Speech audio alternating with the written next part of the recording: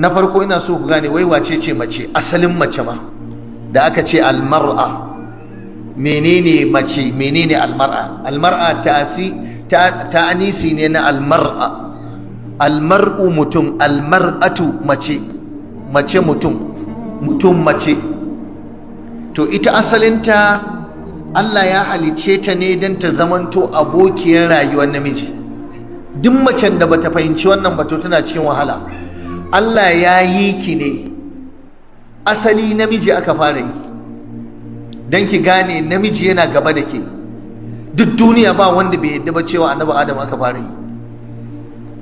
Da haka an yi mace ce don ta litakuna sharika lirrajuli.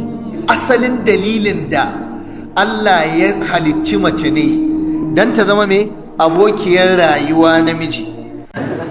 Wani ya ce ba wanda ya fi Allah adalci. Zai tambaye ka a kabari sai ya gaya maka abin da zai tambaye ka. Zai sa maka sikeli ya gaya maka abin da zai cika sikelin da abin da zai cika sikelin.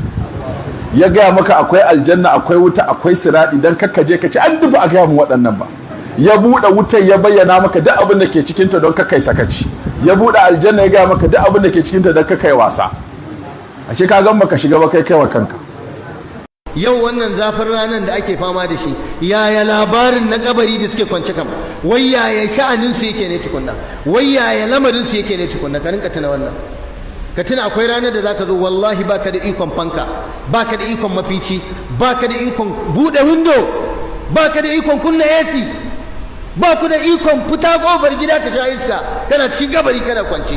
Wani tanadi kai na kwanciya a wannan? Wanda suka riga ka mutuwa laifi suka yi wa Allah?